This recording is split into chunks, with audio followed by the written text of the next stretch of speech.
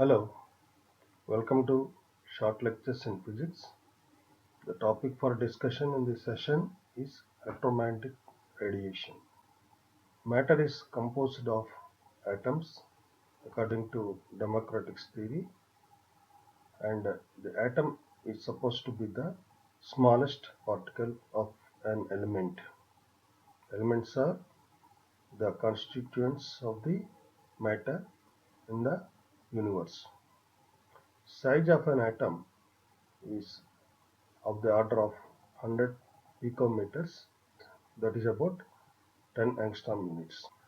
Atoms are indivisible and indestructible according to John Dalton's theory.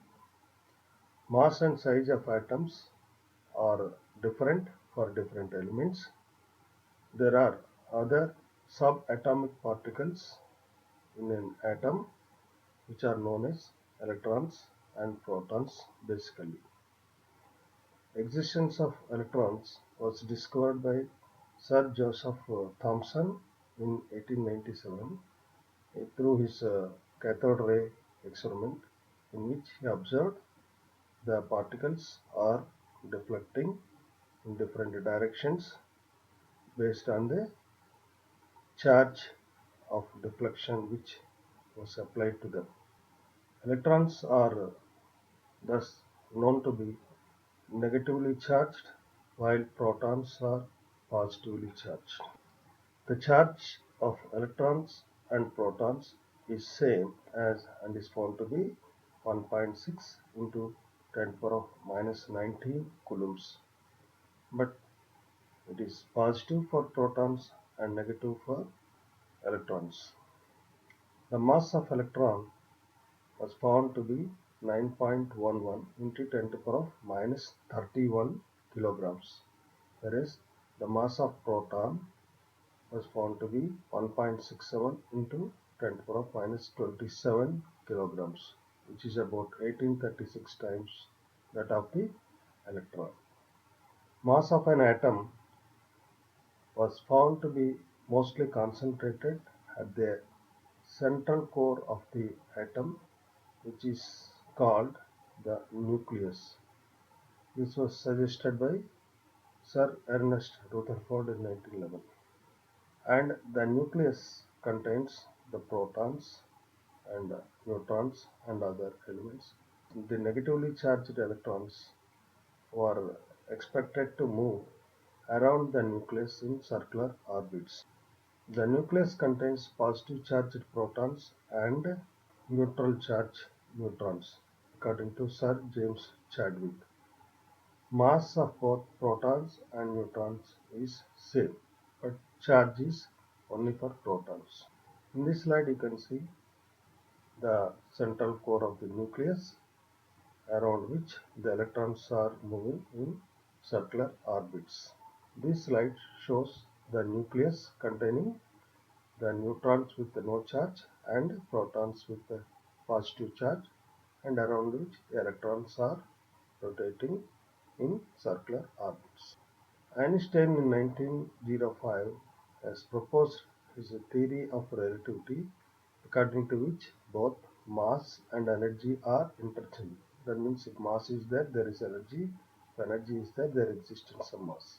The energy E possessed by a particle of mass m is given by E is equal to mc square according to Einstein, where c is the velocity of light, whose value is 3 into 10 to the power of 8 meters per second.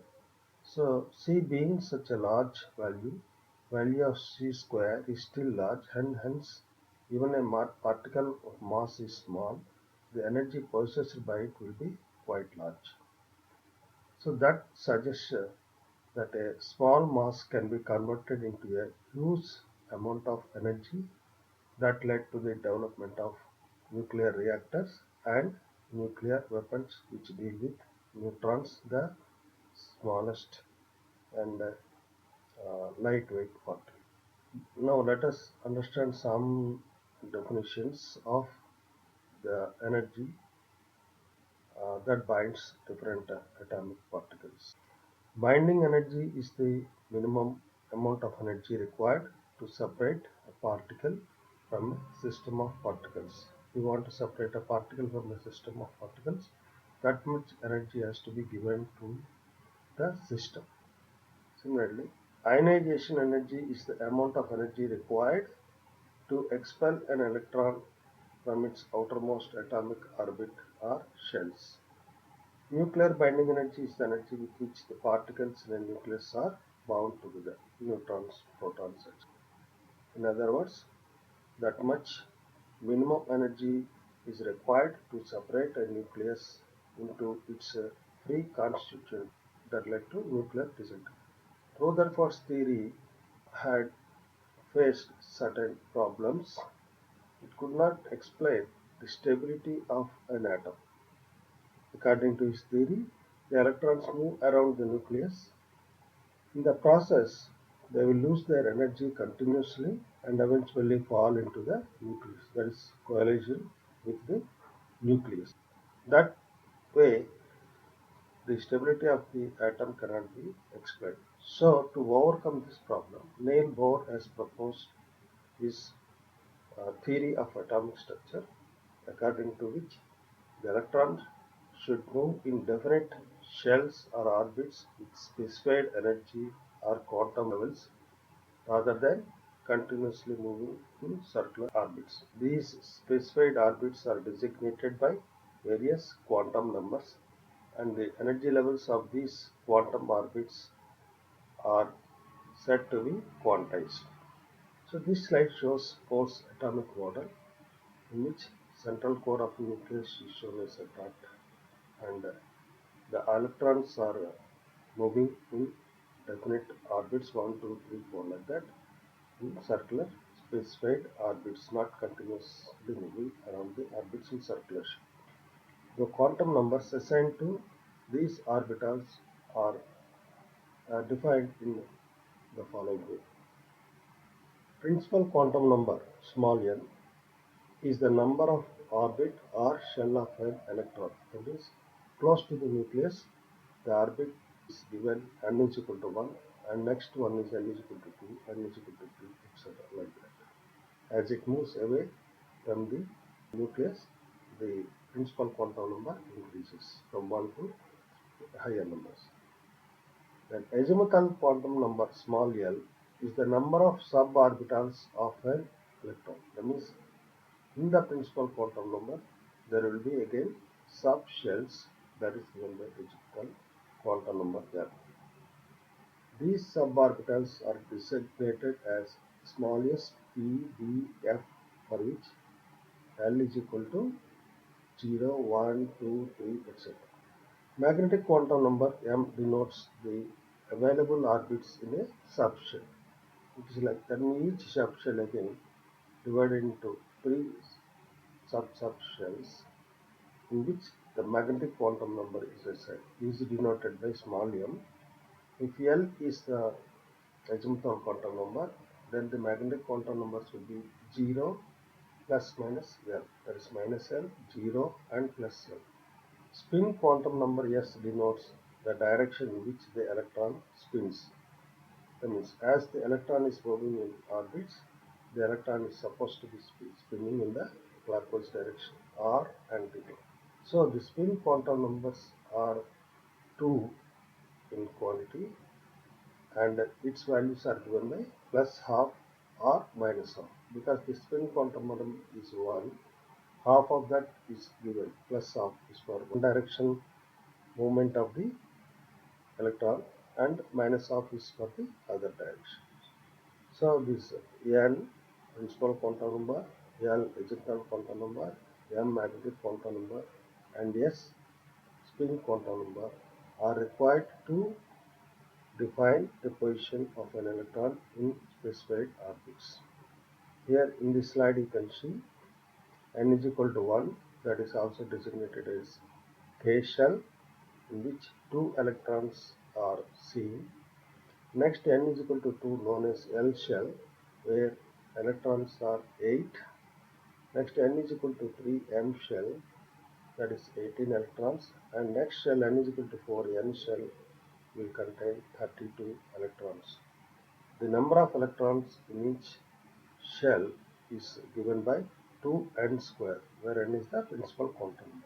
When n is equal to 1, 2 into 1 square, that is 2 electrons, and n is equal to 2, 2 square 4 into 2, 8 electrons, n is equal to 3, 3 square 9 into 2, 18 electrons, and n is equal to 4, 4 square 16 into 2, 32 electrons. That's all the number of electrons that can be accommodated in a particular orbit with a given principal quantum number can be identified.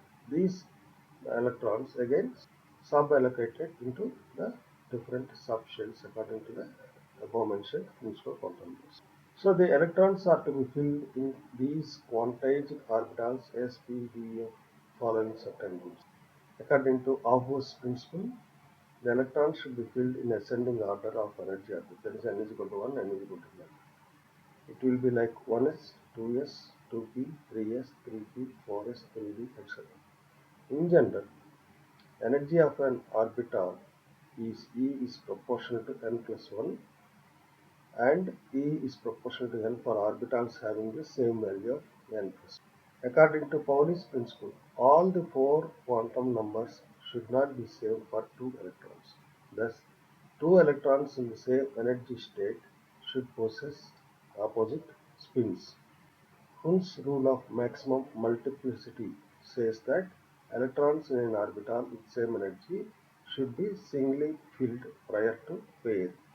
That means in each subshell only two electrons will be accommodated, one with plus half spin quantum number while the other is minus half spin quantum number.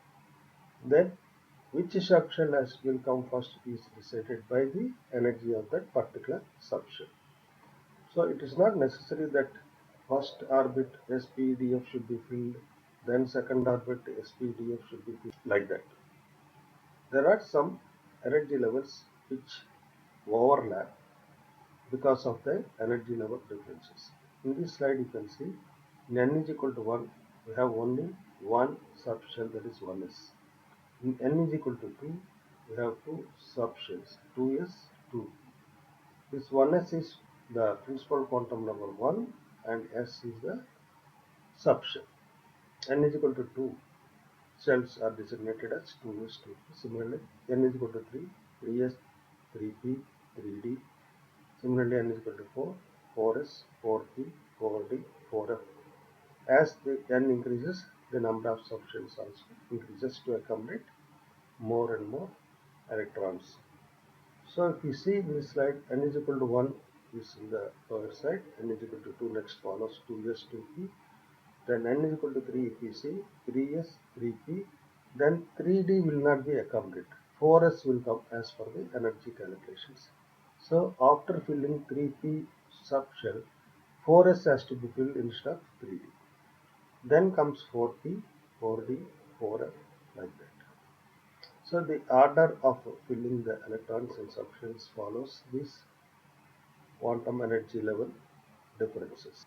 In an atom, electrons in the innermost orbit are more stable and require very high energy to move them to next higher energy orbits. That means we mentioned about the binding energy, ionization energy, etc. So the innermost orbit electrons are more stable, that is, they are tightly bound to the nucleus. Hence, it requires very high energy to remove them from their respective innermost orbit. It is possible for any electron in an atom's outermost orbit to jump to next higher energy level orbit through some excitation process. Excitation is nothing but giving some additional energy to the electron by an external source like ultraviolet radiation or light source. Such an excited electron to higher energy level orbit will be in unstable state because of the energy level differences. Hence, it returns back to its original energy level with less energy, to its stable condition energy level. So after some time, from its excited energy level state to stable energy level state, it will return back after some time. Here in this slide you can see the electron from the lower energy orbit is being excited to a higher energy orbit level in the first half of this slide. That moving electron from low energy state to higher energy state through excitation process is called excitation, and the electron is said to be in the excited electron in the higher energy state. After some time, it will get de-excited. That means it will drop down to its lower stable, lower energy stable orbit, and the energy whatever it has gained through excitation process in the higher energy state will be released, will be given out in the form of emerging photon. So the transition between various energy levels results in radiations or a range of frequencies depending on the energy level differences. In the process, the additional energy will be given out by the excited electron in the form of light photons. Photons are nothing but tiny energy packets of electromagnetic radiation, including light. They are massless, chargeless, and travel at speed of light. The energy of the photon emitted will be same as the energy given out by the de-excited electron, which is again equal to the difference between the energies of excited and the original orbit. We know that energy is related to the frequency through E is equal to h, where h is the Planck's constant. Depending on the energy, the frequency of the emitted photon will depend. So the frequency or wavelength and hence the color of the light photon emitted is decided by the energy given out by the de-excited electron. Depending on the energy level differences, it covers a wide range of frequency or wavelength and is called the electromagnetic spectrum. Visible light is a small part of this entire electromagnetic radiation. Here you can see visible region spectrum, which ranges from 4000 angstrom units to 7000 angstroms about, or 400 to 700 picometers. Here one thing you can remember is, if wavelength is less, the frequency is high, because velocity of light is equal to n lambda. N is inversely proportional to lambda for a given velocity of light. So 4000 angstroms will give rise to say a very high frequency, whereas 7000 angstrom units will give relatively less frequency. In this visible region spectrum, the violet light ranges from 3000 angstroms to 4200 angstrom units. Next comes these two almost same color look like, but indigo 4200 to 4500 angstrom units. Next comes blue color 4500 angstrom units to 5000 angstrom units. Then comes green 5000 to 5650 angstrom units, and then extends up to 5900 angstrom units. Orange 5900 to 6250 angstrom units. Then comes red 6050 to 7000 angstrom units. The numbers are only for understanding. Most of the times they will be overlapping at the boundaries. So this VGR, violet, indigo, blue, green, orange, red, is called as visible region spectrum, visible spectrum. The electromagnetic spectrum is divided into gamma rays, X-rays, ultraviolet rays, visible light, infrared rays, microwaves, and radio waves, depending on the frequency of radiation emitted in the process. While excitation of electron from outer shell to an excited state and its return to ground state results in electromagnetic radiation in the visible region, which is in the order of 10,000 to 10,000 angstrom units wavelength region. Excitation of electron from innermost shell results in electromagnetic radiation in X-ray region, whose wavelength range is about 0.1 to 100 angstrom units wavelength. Excitation of neutrons in nuclear levels results in gamma rays generation. About X-rays, gamma rays, ultraviolet rays. we can discuss in some other topic of discussion. Here in this slide you can see the entire electromagnetic spectrum where wavelength is shown from 10 to the power of minus 14 to 10 to the power of 4 meters. Frequency is shown from 10 to the power of 4 to 10 to the power of 22 per second. The gamma ray, X-rays, ultraviolet, visible region is the smallest region in the sky, and then infrared rays, then above that is microwaves, radio waves.